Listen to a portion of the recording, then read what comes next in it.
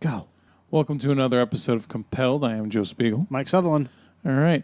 This week, who are we going to be delving into? We're going to talk about Joss Whedon, Dan Harmon, and Timothy Nolan, who is an ex-Kentucky judge. Is he an ex-Kentucky judge for a good reason? Yes. Okay, good. All right. So all that and more. All right. So Joss Whedon, who you're a huge fan of his work. Mm-hmm. You love his TV shows and his films. He's got a... I mean, each thing he does is just completely different than the other. And, yeah. He did an awesome job with Justice League. And yeah, we should go from there.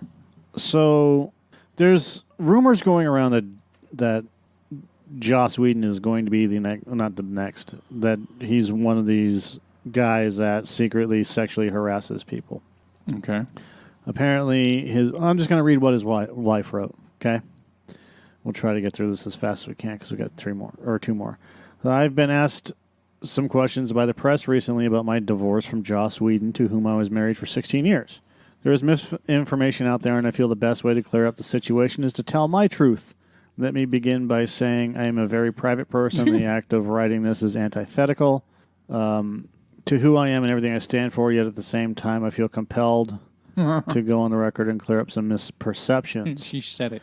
I met Joss in 1991 driving across the country from Massachusetts and met him when I was passing through Los Angeles. That's amazing. Really, that's truly amazing that she just met him while passing through Los Angeles. Maybe he was at a gas station. I was with him. He looked like Denzel Washington. I was with him when his Buffy the Vampire Slayer script was adapted and the resulting movie released. It was painful to see how his vision was interpreted by the production team, and on our honeymoon to England, I urged him to figure out how to turn it into a TV show. He didn't want to work in television anymore, following in his father's and grandfather's footsteps, but I convinced him it was the fastest way to get the experience he needed so he could direct his own film someday. I had no idea in that lovely garden in Bath that it would change everything. So she's saying that she was his muse. There were times in our relationship that I was uncomfortable with the attention Joss paid other women. He always had a lot of female friends, but he told me it was because his mother raised him as a feminist. So he just liked women better. He said he admired and respected females. He didn't lust after them. I believed him and trusted him. On the set of Buffy, Joss decided to have his first secret affair. And then 15 years later, when he was done with our marriage and finally ready to tell the truth, he wrote me, when I was running Buffy, I was surrounded by beautiful, needy, aggressive young women. It felt like I had a disease, like something from a Greek myth. Suddenly I am a powerful producer, and the world is laid out at my feet, and I can't touch it. But he did touch it. He said he understood I would have to lie or conceal some part of the truth for the rest of my life. But he did it anyway, hoping that first affair would be enough. Joss admitted that the next decade and a half he had multiple affairs and a number of inappropriate emotional ones that he had with his actresses, co-workers, fans, and friends. He wrote me a letter when our marriage was falling apart, but I still didn't know the whole truth, and said, I've never loved anyone or wanted to be with anyone in any real or long-term way except for you. Ever. Yeah, and I love our life. I love blah, blah, blah, blah, blah. Then later, after he confessed everything, he said, I let myself love you. I stopped worrying about the contradiction as a guilty man. I knew the only way to hide was to act as though I were righteous. And as a husband, I wanted to be with you like we had been. I lived two lives. When he walked out of our marriage and was trying to make things seem less bewildering to help me understand how he could have lied to me for so long, he said, in many ways, I was the height of normal in this culture. We were taught to be providers and companions, and at the same time to conquer and acquire, specifically sexually, and I was pulling off both. Giggity. I thought we were a couple, a team. I was a powerful influence on the career choices Joss made during the 20 years we worked together. I kept him grounded and helped him find the quickest way to success he so deeply craved. I loved him, and in return, he lied to me a lot. He said after he left, he understood. It's not just like I killed you, but that I'd done it subtly over years, that I've been poisoning you, chipping away at you. He made me doubt my own instincts and watched me move further away from my personal values and social mores. Trying to connect with him, never telling me it was impossible. By the time he finally confessed the truth, I was broken. My brain could not fit my experience of our life together through the new lens of deceit. Yeah, that's Hollywood for you. This I find to be complete bullshit. My entire reality changed overnight, and I went from being a strong, confident woman to a confused, frightened mess. I was eventually diagnosed with complex PTSD. No, you weren't. You went to a doctor, you went to a fucking quack who is going to prescribe you pills and tell you that you have complex PTSD based off of a relationship that you had for 15 years where you knew he was cheating on you, and you live in Hollywood where it's nothing, well, no, I'm going to say nothing, where the pretend becomes reality. Yeah, fantasy world. And there's a lot of fucking pieces of shit in Hollywood that will say anything to get anywhere. You can't be naive in Hollywood. There's no excuse for being naive in Hollywood. Yeah, and I'm sorry, but she's an architect. Yeah, did she just come off the bus from Mississippi? Yeah. With pigtails? And for the last 5 years, I have worked hard to make sense of everything that happened and find my balance again. Now, I'm not saying that something is messed up. What I'm saying is she was eventually diagnosed with complex PTSD, which I call bullshit on. She can use as a scapegoat right. for the suffering that she's accrued over the years. Right? Yeah, I'm sorry. It's bullshit. Complete fucking jargon bullshit. Look, I was traumatized by my marriage, but I don't need anyone to go and diagnose my ass. Yeah, you don't have complex PTSD. You just have complete hatred for that bitch. Until recently, Joss was still letting the illusion of our marriage stay intact. Now that it is finally public, I want to let women know that he is not who he pretends to be. I want the people who worship him to know he is human and blah, blah, blah. Look, there is no excuse for what he did. You know, if you're going to cheat, get the fuck out of the relationship. Yeah. If you're going to do this, if you're going to do that, get the fuck out of the relationship. You can't continue to carry on. It becomes a burden. Yeah. And that burden is too much. But that doesn't mean, look, I'm not a fan of Joss Whedon. I don't know the man personally. He's human. Everybody's fallible. Yeah. But when it comes down to it, the man versus the director, like, I don't think he's a shitty director, but I think he's definitely a shitty husband. Yeah. Is he a shitty person? From a judgmental standpoint, like a holier than thou standpoint, he's not a good person. I can say that. But in a real world situation, he's human. Does that make it okay what he did? No, not in any way whatsoever. Like you said, if he can't commit, he should get the fuck out of the relationship. But it seemed like he wanted his cake, the cake you needed to thing, where he's got this secure woman right here that takes care of everything. She's his emotional support system, right? And then he can go and fucking gallivant all he wants with all these starlets and everything. Well, who knows? I mean, is he really gallivanting, quote unquote? Is she with him? I mean. Yeah, I mean, it's like mafia wives, right? They know what their fucking husbands are doing, It's the culture.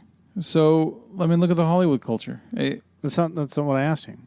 I asked if he was actually gallivanting or if his wife was with him.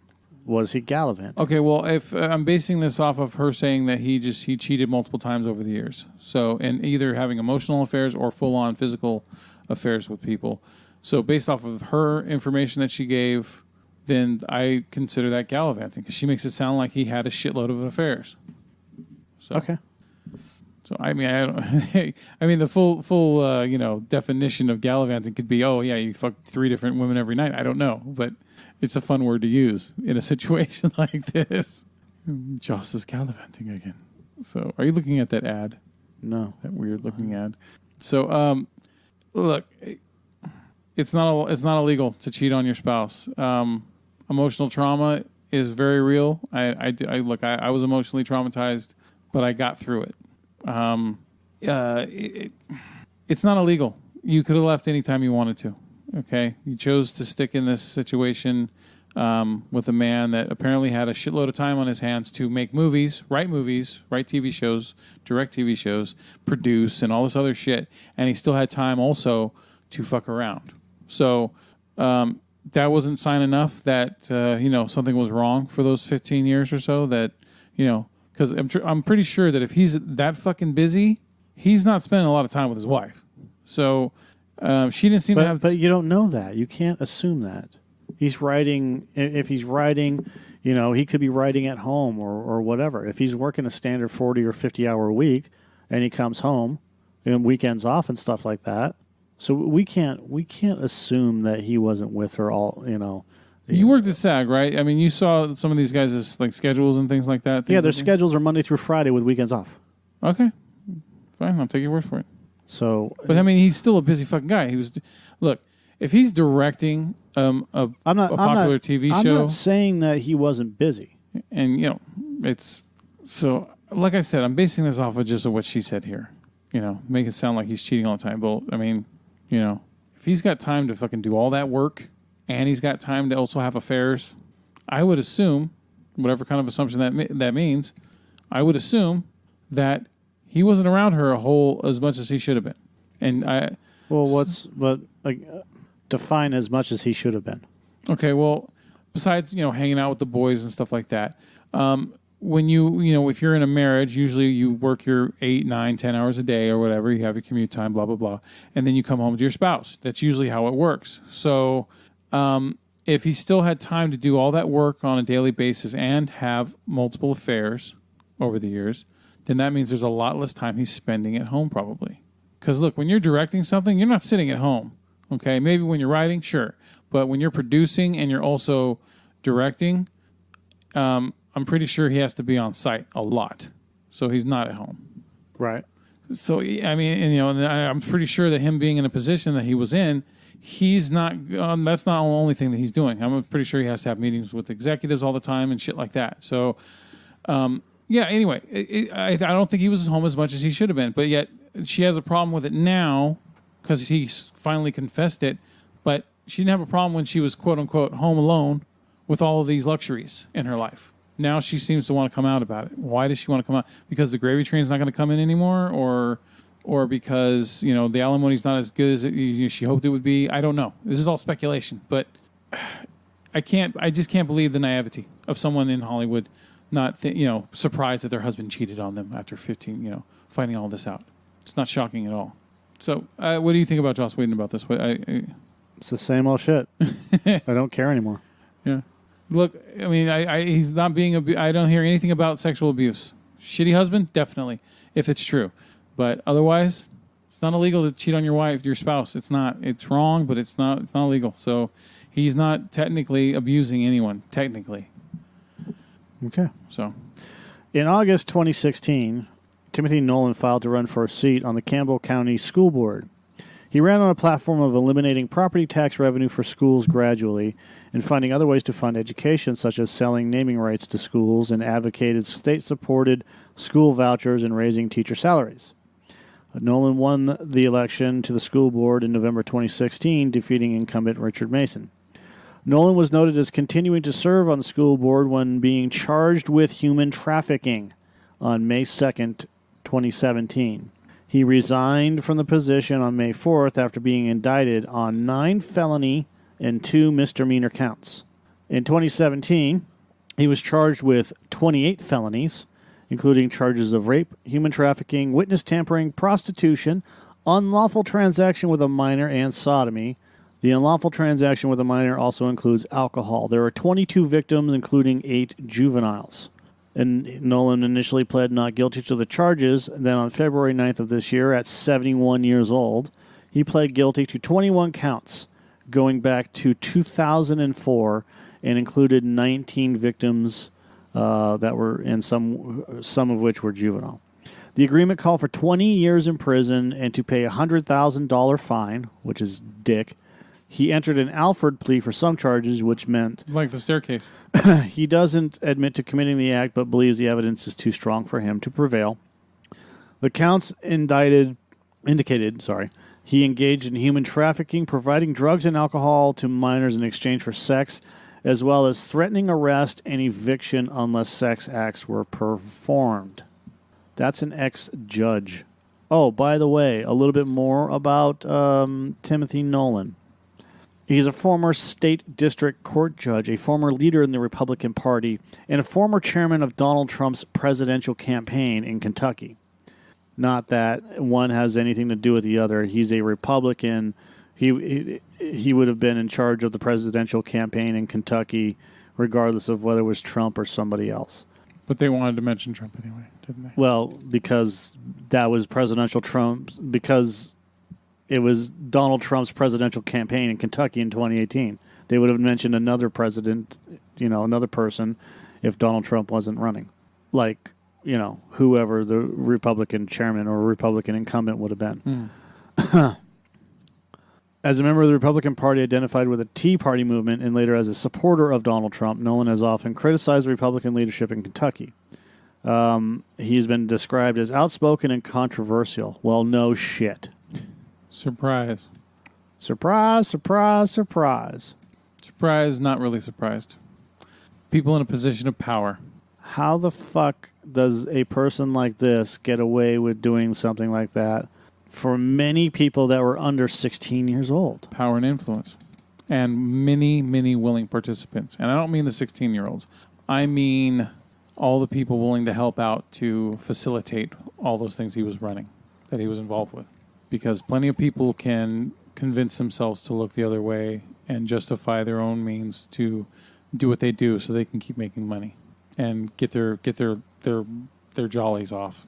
That is, I don't understand. I do understand. This is rhetorical, but someone like this that gets only 20 years for a plea deal because whatever. He's 71. He'll be 91 if he gets out. You know what? I still think it's a better statement to slam him with fucking 200 years of sentence. There's no point.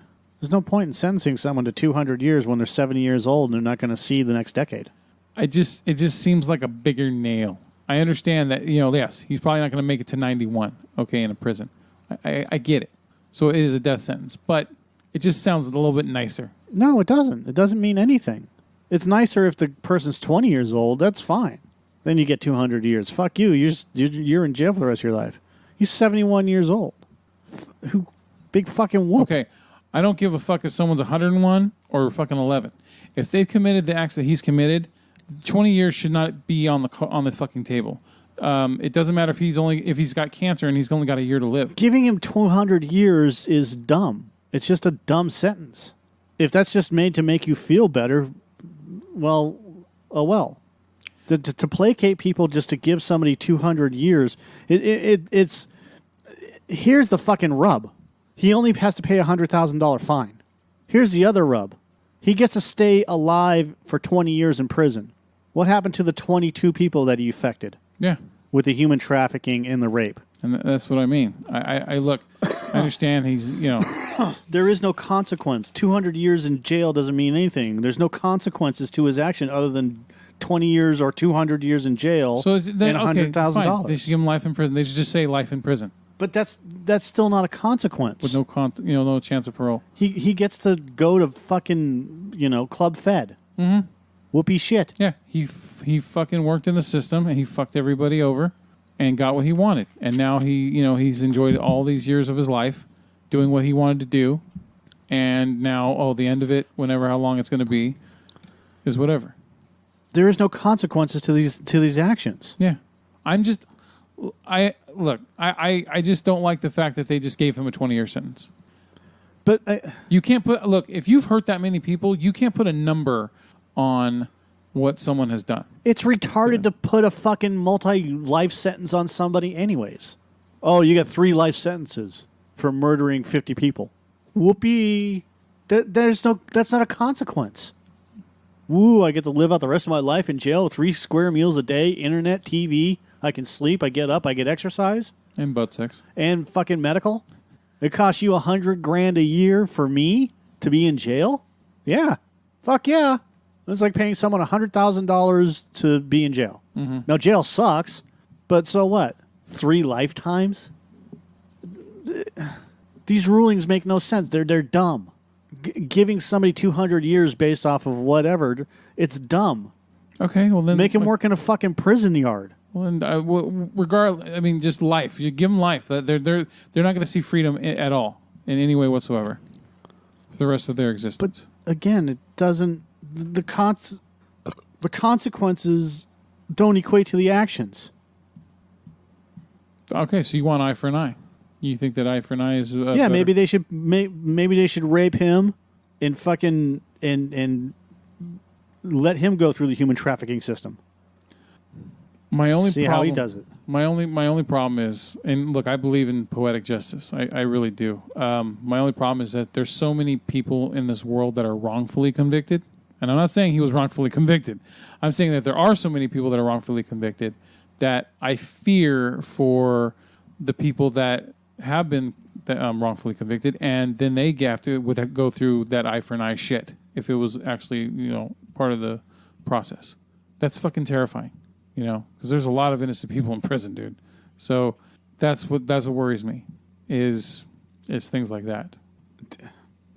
Convicting somebody of these heinous crimes and giving him 20 years in jail, it doesn't matter. 1 year, 5,000 years.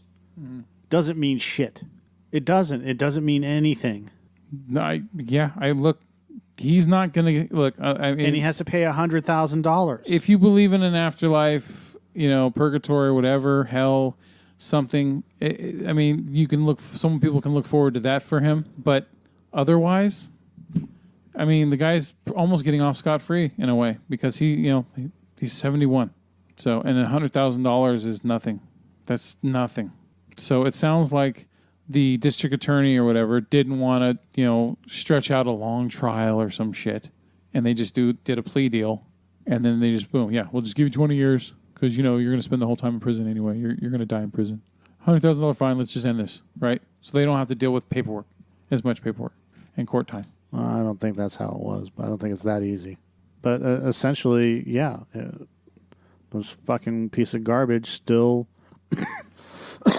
And here's the thing as well, is that no matter what you try to do to someone that has done this to people, you're never going to make them experience the same exact thing that he made all those other people experience. You can't, because for one thing, he's a different kind of person, different mindset. So he doesn't feel that mental anguish and torture that those people were feeling. He's a monster.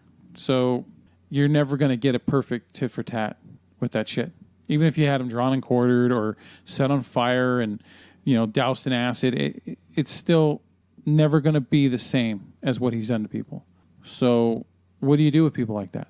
Instead of wasting our money and having them rot in a Kill prison, them. Fucking jettison them into a volcano? Yes. Launch them into outer space and get rid of them. Yeah. Sorry. All right. Yeah, okay. So that's definitely a piece of shit right there, right? Okay, so last one we got? Dan Harmon. Dan Harmon. So we already know in January of this year, Harmon alluded to misconduct from himself towards other people, especially a writer who worked with Harmon on Community. And then he apologized. It's not that big of a deal. But Harmon's always been controversial, to say the least. If you've ever read Scud the Disposable Assassin, you would know what his writing style is like. In fact, Rob Schraub had written extensively in the pages of Scud the Disposable Assassin how Dan is a prolific writer, but has some issues that he needs to get over in terms of being able to put a script in on time. And Dan was able to do that. What it comes down to now is with the James Gunn thing, with the Rainn Wilson thing, everybody that's quote-unquote Hollywood leftists, and hey, they deserve it because the left has been doing this to the right for the longest time. And now the right is going after the left and doing the same exact shit. And fine, look, that's the game. Quid pro quo? Fucking deal with it. Am I happy with it? No. I mean, James Gunn got fucked over. Dan Harmon didn't get fucked over, but they're trying to. And basically, Dan Harmon deleted his Twitter account after a 2009 comedy skit surfaced in which he acted out a rape using a baby doll as a prop. The adult, titled Daryl, was intended to be a parody of the Dexter TV series. Harmon later apologized for the video, and nearly after a day after the video was surfaced, Adult Swim released a statement criticizing the video while noting Harmon's apology. I don't even care anymore. I mean, look, you can't... convicting someone of something that they did 10 years ago or 5 years ago, they're not the same fucking type of person that they were at that time when they wrote whatever they wrote.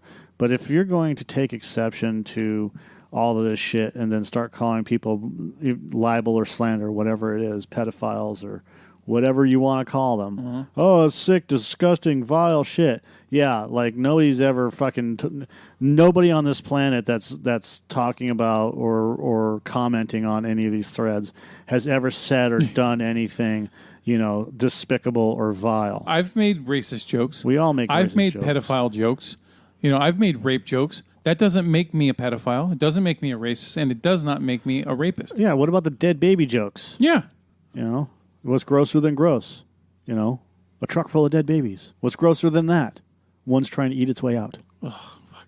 Yeah. That fucking joke is older than I am. Or the Schindler joke that I keep throwing around. Yeah. I have a joke book that's full of sexist and racist jokes. And I mean, like, why do the Polish people bury their people with their asses in the air? I don't know. Bike racks. Bike racks. You fucking laughed. Bike racks. Bike racks. Which almost sounds like butt cracks. So when it comes right down to it, I mean, we sit here and we laugh at the dumb jokes, we laugh at the politically incorrect jokes or whatever else. But if somebody else does it, because here's the thing. Have you ever heard Sam Kinison? Yeah, here's the thing. My guess is that it's because these people are fucking jealous of the success of these other people because they think that, well, I'm just as talented or just as funny, and why am I not experiencing the same type of fame and fortune that these guys are? Yeah. That's what I think it comes right down to. I didn't realize that Dan Harmon was the voice of Bird Person. Anyways, what it comes down to is when we're doing this Compelled from this point on, we are going to read the stories, and then we're going to discuss them. It's no longer going to be, this is bullshit, overreact type of thing. Yeah. We need to sit down and talk about all the things that's going on and possibly why this is happening, and is there a solution? It's that simple. There is a clarification about the James Gunn thing, however, about any of these really, but the clarification for the James Gunn thing is this. We defend James Gunn 100%. Yeah. There's a caveat to that. If he turns out to be a Bryan Singer type, yeah, we don't condone that, obviously.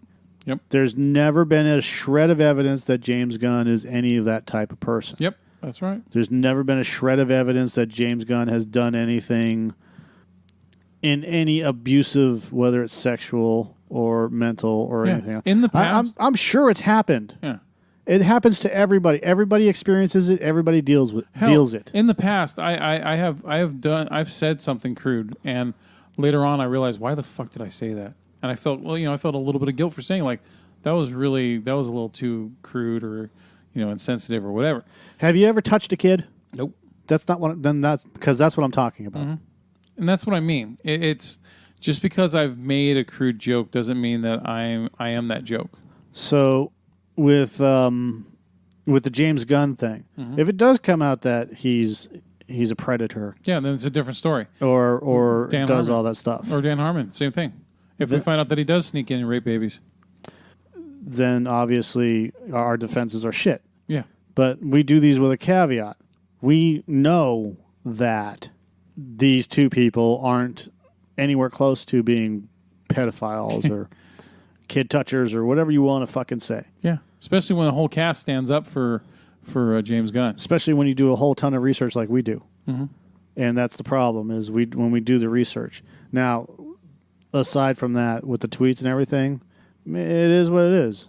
If you're going to fucking convict a man for writing something, then Stephen King and Clive Barker and Paul, I can't remember his name. This guy that wrote Bail, and Dean Koontz and Clive Barker? Peter Strauss, and I already said Clive Barker. Oh, did you? and Seth MacFarlane and Todd McFarlane, no relation, and Eric Larson, and anybody that works for Image, anybody that works for Marvel, any author that's written anything, even J.K. Rowling, anybody, are all guilty, are all the same level of guilt as James Gunn. So think about that. Put that in perspective. If you're going to dredge up all this shit about people, about celebrities or whatever, what they wrote, then maybe you should dredge up everything that everybody has ever written in the history of time, and then be what's the word I'm looking for? All right, good conversation. I think I know what word you're going for, but I was waiting for to see if you remember the word. And then be judgmental? No, not judgmental. Surprised, but not surprised. Yeah, offended? Yeah, Shocked? thank you. Offended. Can't even think of that word. Well, yeah, because the word's thrown around all the time now, right? So it's I think I've kind of pushed the word to the side because offended doesn't mean anything anymore. It's been used so much, Yeah, stop being offended by... Stop being offended by shit that you shouldn't be offended by. I'm offended that some people put mayonnaise on their fries. Be offended by real things. Be offended by people like Mike Cernovich, who brought up the James Gunn stuff, and nobody's gone after Mike Cernovich for raping a woman. Yeah. No one. Yeah. Isn't that weird? Or talking about rape, or writing an article that says, "When in doubt, whip it out." Yeah. There are people like him. Go after people like him. You want to make an example of people, go after people that actually mean what they say. And he's one of them. There's hundreds of them. Yep. He's on both sides of the aisle. Oh, yeah. But, yeah, that's the part that's kind of, I don't even want to say the word bittersweet, but it's just the whole attacking, it's like the left's now getting what they were being given to the right forever. So it's kind of like, it's deserved, but not for the reason that they're doing it. Yeah. Not for the people that they're doing it to. Yeah, I prefer they were doing it to someone that deserves it. But not shit James happens. Gunn. I mean, James Gunn's the one that brought up the Ben Shapiro tweets, and he got what was coming to him. So that's how that all happened. But that's besides the point.